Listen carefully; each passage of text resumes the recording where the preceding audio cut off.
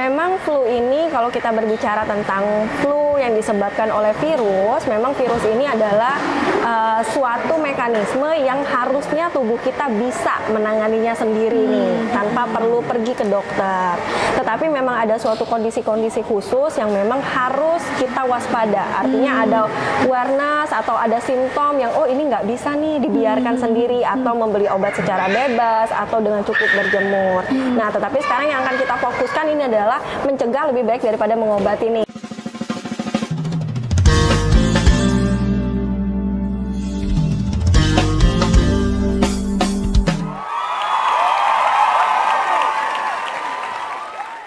Assalamualaikum warahmatullahi wabarakatuh. Hai sahabat Permata, berjumpa lagi di podcast Rumah Sakit Permata Jonggol. Nah, kali ini temanya sangat spesial nih. Kita akan membahas mengenai flu di masa pancaroba. Dan seperti biasa juga, tentu saja saya tidak sendiri. Saya sudah ditemani oleh narasumber kita yang sangat cantik di pagi hari ini, yaitu dokter umum dari Rumah Sakit Permata Jonggol, Dr. Nurul Huda. Assalamualaikum, Dok. Waalaikumsalam. Apa kabar, Dok? Baik. Harus tetap sehat ya, Dok? Harus tetap sehat. Tetap sehat, tetap semangat. Nah, Dok, terkait dengan pancaroba nih, Dok. Jadi kan saat ini tuh kadang panas, kadang hujan ya, Dok. Nah, muncullah berbagai macam penyakit, salah satunya adalah flu, Dok. Nah, kadang orang-orang tuh bilang bahwa nih flu nih gara-gara cuaca nih. Sebenarnya benar nggak sih, Dok, kalau flu yang saat ini banyak terjadi itu salah satu akibatnya karena cuaca yang pancaroba? Oke, halo sahabat Permata, saya Dokter Nurul nih. Jadi memang benar nih, cuaca kan akhir-akhir ini kadang hujan, tiba-tiba panas, tiba-tiba hujan lagi. Nah, biasanya kan suasana seperti itu kita sebut pancaroba tuh. Jadi itu orang tuh sering bilang nih, oh iya nih lagi musim pancaroba, berarti musim flu. Apakah ada kaitannya? Sebenarnya iya, ada kaitannya. Jadi karena musim pancaroba ini dia mempengaruhi 3 hal nih. Kenapa flu itu meningkat di musim pancaroba? Yang pertama tuh adalah di musim pancaroba ini tuh kekebalan tubuh kita tuh turun. Jadi memang kadang hujan, kadang dingin, itu tuh membuat kekebalan tubuh kita tuh turun. Artinya tubuh ini harus bermodifikasi, menyesuaikan suhu ketika hujan, menyesuaikan suhu ketika panas. Jadi karena perubahan yang cukup ekstrim dan cepat, ini membuat tubuh nih kewalahan nih. Terus penyebab yang lain tuh adalah virus ini tuh mudah menyebar ketika musim pancaroba. Jadi ketika suhu yang tadi berubahnya terlalu cepat atau terlalu ekstrim, membuat virus ini tuh gampang bertahan, sehingga dia ketika dia bertahan dia beranak pinak gitu. Nah, jadi dia mudah menyebar. Jadi kalau kita pergi ke daerah sini yang berkerumunan dikit, ada orang yang satu kena flu, ini pasti akan menyebarkan ke yang lain. Terus yang paling penting nih sebenarnya, yang menyebabkan kenapa sih musim pancaroba ini kaitannya dengan flu, ini adalah perilaku hidup sehat.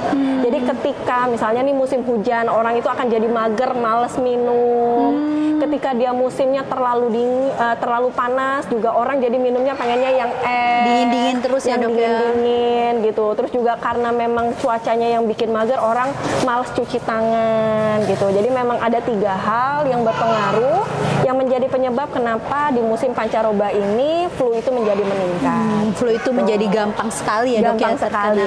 Nah, Dok, tapi kan sebenarnya penyakit flu ini tuh bukan penyakit yang baru ya, Dok. Ini penyakit dari zaman dulu lah sudah ada. Nah, kadang banyak orang yang jadi abai nih, karena kan merasa bahwa zaman dulu aja flu juga bisa sembuh sendiri gitu kan, Dok. Atau jemur aja deh di panas nanti juga hilang sendiri gitu. Nah, menurut dokter sebenarnya kalau penyakit flu ini boleh diabaikan nanti akan sembuh sendiri atau seperti apa, Dok? Oke, memang flu ini kalau kita berbicara tentang flu yang disebabkan oleh virus, memang virus ini adalah suatu mekanisme yang harusnya tubuh kita bisa menanganinya sendiri nih, tanpa perlu pergi ke dokter.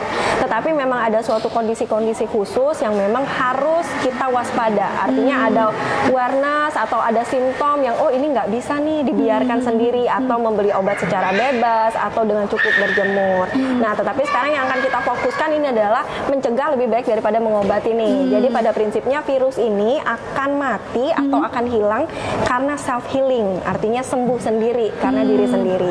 Bagaimana caranya? Prinsipnya cuma dua. Virus ini akan hilang tuh dengan dua. Yang pertama adalah istirahat yang cukup dan makan yang baik. Jadi ketika istirahat yang cukup dan makan yang baik, ini akan menimbulkan atau membuat antibodi nih.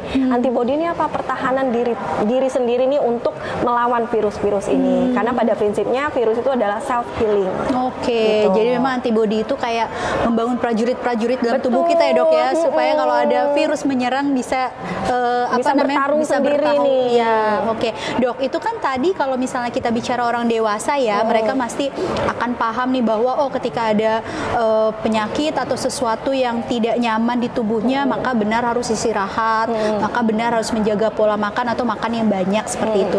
Nah, ketika kita bicara ini yang kena adalah anak-anak nih. Kadang kan kalau anak-anak nih nggak paham nih, walaupun flu, walaupun batuk, misalnya mereka pasti masih tetap bermain maunya, masih tetap mau minum atau mengkonsumsi makanan-makanan atau minuman yang bisa menyebabkan hal itu terjadi nih.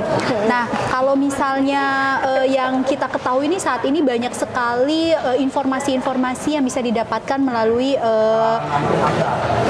media sosial ya. Nah, terus juga pembelian obat bebas yang gampang sekali nih dok dibeli, entah itu di apotik atau di e-commerce seperti itu. Sebenarnya dok ada resikonya sendiri nggak sih dok kalau misalnya kita mengobati anak kita dengan membeli obat bebas tanpa resep dokter? Oke, jadi memang sebagai informasi nih, bahwasannya penggunaan obat di luar pengawasan dokter itu memang harus berhati-hati. Kenapa? Karena obat ini ketika penggunaannya tidak tepat atau penggunaannya kurang pas, baik dari segi dosis ataupun dari segi manfaat obat itu sendiri untuk tubuh, dia akan menjadi racun nih di tubuh kita. Itu bukan menjadi obat. Jadi malah berbahaya ya dok berbahaya gitu. Jadi memang ibu-ibu nih sebenarnya tuh kan sekarang informasi ini mudah didapat betul. Mudah didapat. Jadi kalau demam, belinya paracetamol gitu. Nah sebenarnya untuk obat-obatan yang boleh dikonsumsi atau obat-obatan yang memang harus ada di rumah, itu adalah obat-obatan simptomatik tuh. Obat-obatan simptomatik itu apa? Obat-obatan gejala. Jadi memang biasanya virus itu dia berbeda tuh sama bakteri. Virus ini dia ketika dia masuk ke dalam tubuh kita, ketika tubuh kita tidak punya antibodi nih, kita tidak punya prajurit perang yang tadi, maka tubuh kita akan menimbulkan simptom. Simptom itu simptom itu atau apa sih simptom itu? Simptom itu adalah gejala. Jadi gejala apa yang sering kita lihat? Tiba-tiba pilek, tiba-tiba badannya demam tinggi, tiba-tiba batuk. Nah, ini semua ini adalah simptom atau gejala. Kalau gejalanya seperti ini, 3 hal ini yang keluar, apakah boleh diobatin sendiri tanpa ketemu dokter? Boleh. Ketika gejalanya adalah gejala ringan. Artinya gejala ringan yang walaupun ada keluhan seperti ini, kita masih bisa beraktivitas. Itu namanya gejala ringan. Tetapi ketika gejala ini dibarengi dengan tubuh yang terasa sakit atau tiba-tiba badan kok kayaknya ngantuk terus ya, nah artinya itu sudah masuk ke gejala ringan dan sedang. Nah kalau sudah masuk ke gejala ringan dan sedang, harus wajib ketemu dokter.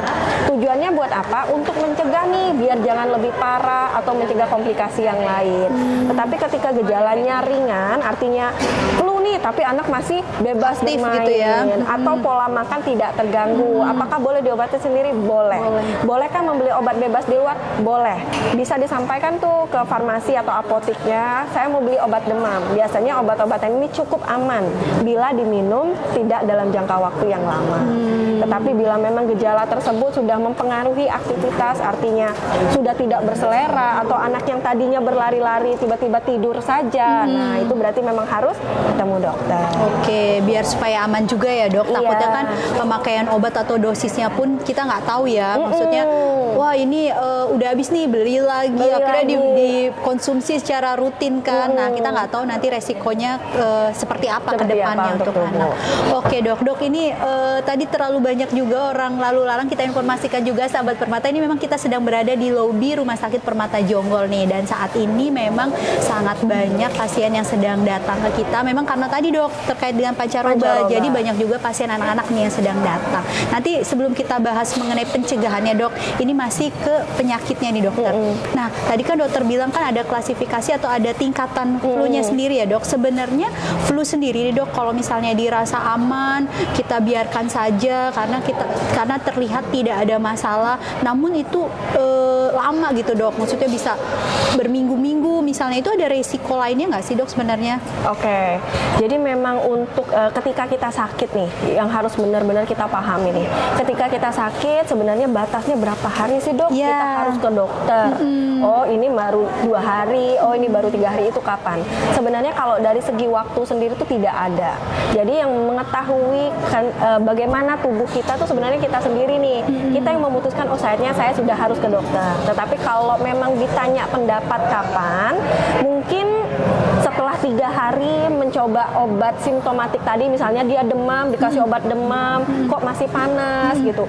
Batuk, dikasih obat batuk, kok masih batuk. Setelah dicoba obat ini 3 hari, tidak ada perbaikan atau malah memburuk atau malah frekuensinya makin sering, ya berarti memang harus ke dokter. Jadi jangan diteruskan sampai 2 minggu.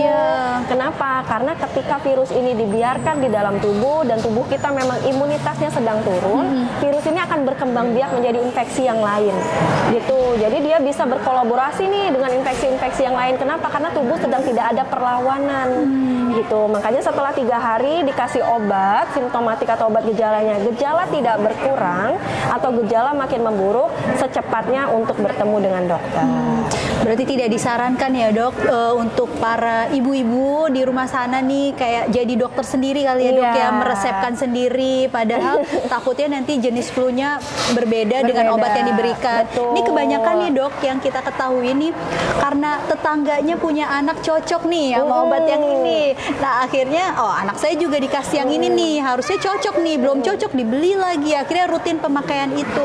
Padahal kan sebenarnya anak yang satu dengan yang anak yang lain juga berbeda mungkin. Betul. Ya dok ya. Kondisinya berbeda, mungkin virus yang menyebabkan juga berbeda gitu. Jadi memang nggak bisa tuh, apalagi misalnya lihat di media sosial nih, wah sama nih anak saya keluhannya sama nih, batuk, pilek misalnya, demam, oh pakai obat ini kata media sosial, terus coba dibeli dan diberikan pada anak. Apakah itu boleh? Itu tidak ya ibu-ibu, karena memang kondisi antara anak yang satu, pasien yang satu dengan pasien yang lain itu berbeda. Berbeda ya dok. Oke, jadi lebih aman sebenarnya memang konsultasi ke dokter dulu. Betul. Ya dok ya, karena biasanya terapi atau pemberian obat yang diberikan akan disesuaikan dengan kondisi si anaknya. Oke dok, tadi kita udah bicara masalah flu-nya, masalah penyakitnya nih dok. Nah sebenarnya karena kita tahu nih saat ini pancaroba tadi nanti panas, nanti dingin tiba-tiba karena hujan. Nah sebenarnya flu ini bisa dicegah nggak dok, selain tadi dengan istirahat yang cukup misalnya, dengan makan makanan yang bergizi, makan yang banyak supaya imunitas kita terjaga. Nah, ada lagi nggak sih dok yang bisa mencegah untuk supaya kita nggak terkena flu nih? Oke, jadi ini kita berbicara dulu bagaimana cara pencegahan. Sebenarnya banyak sekali yang bisa dilakukan. Cuman mungkin ini kita membuat simple hal-hal yang memang bisa kita lakukan nih. Yang pertama adalah jaga kebersihan. Ini yang memang saat ini kan virus kan banyak sekali ya. Ada virus influenza, bahkan sekarang ada virus hepatitis yang lagi merebak. Nah, bagaimana 2 hal virus ini bisa menyebar atau menularkan ke satu orang ke orang yang lain, itu adalah dari kebersihan. Jadi prinsipnya adalah jaga kebersihan. Biasakan perilaku hidup bersih. Hal yang paling sederhana adalah rajin-rajin mencuci tangan. Jadi cuci tangan itu bukan cuma karena terlihat kotor. Jadi tangan yang terlihat bersih saja itu pasti akan ada kumannya gitu. Jadi biasakan rajin-rajin cuci tangan. Kalau dulu zaman Covid tuh kita suka bawa hand sanitizer kemana-mana. Nah sekarang sudah mulai harus dibiasakan lagi. Jadi memang membersihkan tangan itu tidak harus ketika tangan terlihat kotor saja. Jadi ketika kita mau memulai makan atau mengambil sesuatu dan memasukkannya ke dalam mulut, itu wajib tangan dibersihkan. Yang kedua adalah tadi seperti saya bilang, virus itu tuh akan hilang dengan istirahat yang cukup. Dok, tapi saya bekerja dong. Gitu kan. Banyak sekali alasannya bekerja. Oh ya sudah. Ketika solusi kedua istirahat cukup ini tidak dapat dipenuhi, berarti memang jaga kebersihan yang harus ditingkatkan gitu. Tapi minimal umumnya orang itu harus tidur 6-8 jam per hari. Terus yang ketiga adalah konsumsi makanan sehat nih. Apalagi kan sekarang nih, walaupun pancaroba, buah ini lagi murah-murahnya nih. Betul. Apakah kita harus konsumsi vitamin terus dok setiap hari? Jawabannya tidak. Ketika pola makan kita masih baik, artinya makan minum apa saja masih mau, silakan makan dan minum dengan baik. sekarang juga lagi musim buah nih, mangga lagi murah-murahnya itu boleh, jeruk lagi murah-murahnya itu boleh. Jadi ketika makan minum yang baik ya vitamin tidak perlu dikonsumsi. Tapi ketika ada gangguan di cara makan atau makan yang nggak selera, nah ini baru boleh support oleh vitamin. Selanjutnya adalah olahraga nih. Olahraga. Ini mungkin itu yang berat nih. Berat nih. Jadi olahraga itu nggak perlu harus ke tempat gym atau harus ikut perkumpulan gitu, nggak perlu ya dok? Harus ikut aerobik yang bisa di-share di media sosial, enggak. Jadi memang olahraga itu bisa di mana saja. Kalau niatnya aja, baru niatnya ngaruh nggak dok? Nah itu kalau baru niat kan baru di pikiran saja ya. Biasanya vibes-nya baru positif gitu. Jadi olahraga ini memang harus rutin dilakukan. Jadi memang kalau misalnya punya waktu 10 menit ya sudah 10 menit berjalan di depan rumah. Nggak usah berlari, cukup berjalan saja. Olahraga ini terasa manfaatnya ketika dilakukan konsisten. Jadi jangan hari ini olahraga 10 menit, nanti akan diulang lagi 10 hari kemudian. Ya itu tidak ada berpengaruh ya. Gitu. Terus yang selanjutnya adalah hindari kontak dengan kerumunan atau hindari kontak dengan orang yang lagi sakit. Misalnya nih, lawan bicara saya atau teman sekantor saya sedang flu. Apa yang harus dilakukan? Yang pertama kita akan mengedukasi nih, tolong dong pakai masker. Atau kalau dia tidak bisa pakai masker, berarti kita yang harus pakai masker gitu. Ya. Jadi ketika kita di lingkungan yang ramai, kita nggak bisa nih panggil orang sini pakai masker gitu. Oh nggak bisa, apalagi kalau nggak kenal. Jadi kalau memang kita nggak kenal dan terpaksa berada di kerumunan, maka kita yang harus melindungi diri kita sendiri. Nih, yang terakhir nih, kalau ada pepatah lebih baik mencegah daripada mengobati, ya saya tetap setuju sih, lebih baik mencegah daripada mengobati. Ketika semua tadi aturan sudah kita kerjakan, tapi kodok tetap bolak-balik kena flu ya, apa nih yang harus dilakukan? Jawabannya adalah vaksin. Vaksin ya. Jadi sama kayak bayi nih, bayi kan divaksin dari lahir, artinya apa? Karena dia belum mempunyai kekebalan tubuh itu. Ketika dia divaksin, ini akan melindungi tubuhnya kalau nanti ada virus yang nyamperin.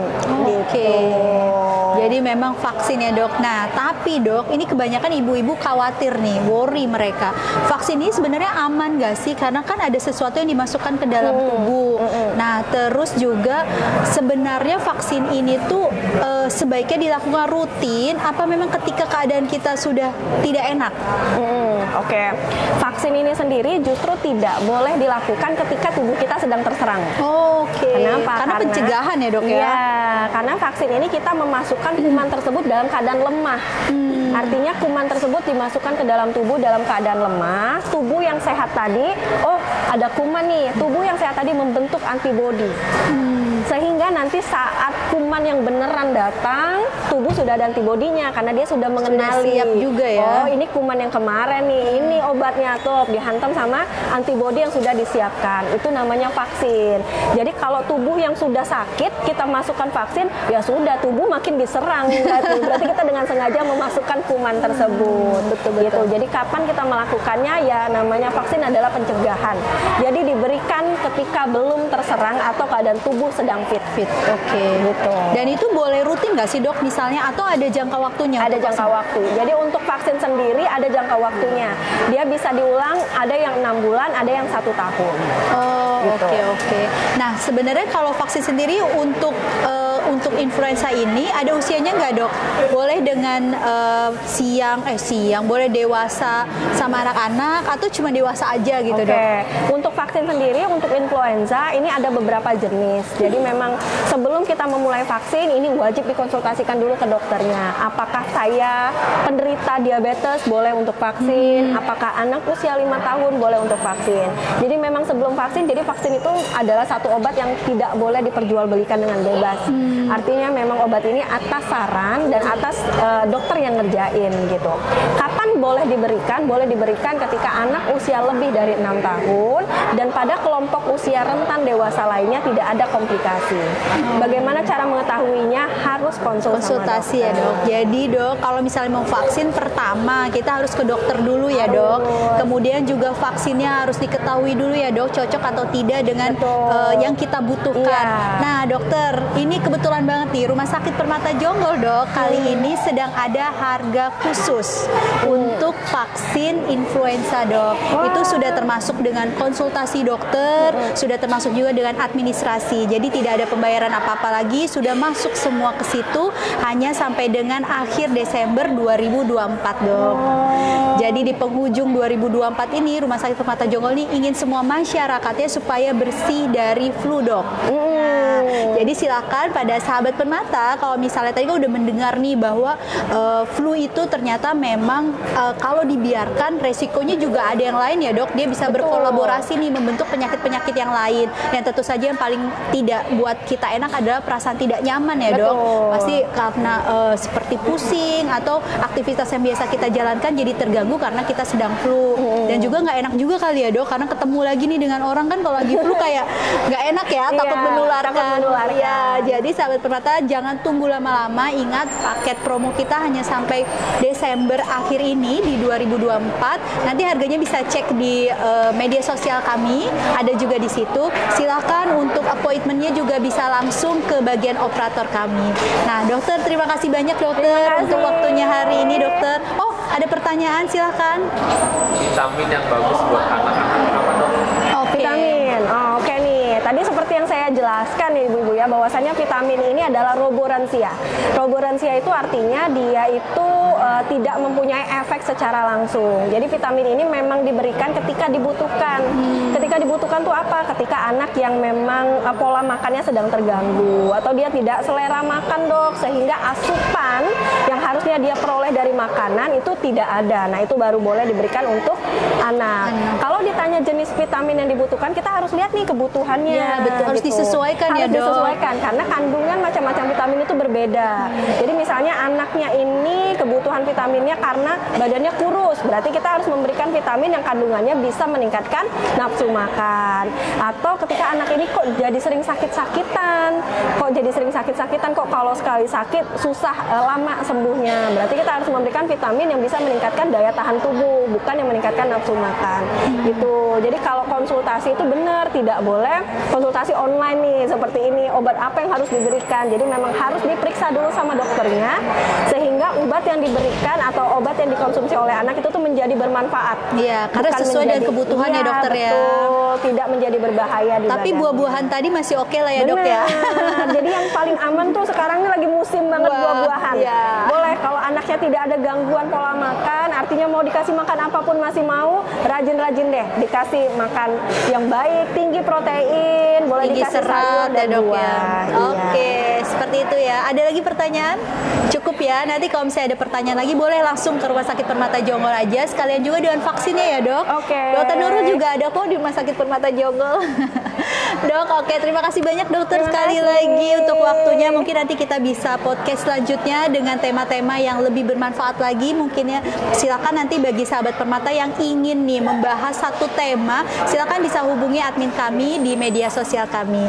Baik, kalau begitu terima kasih banyak. Mohon maaf jika ada kesalahan dalam berucap. Wabillahi taufiq wal hidayah. Wassalamualaikum warahmatullahi wabarakatuh. Sampai jumpa.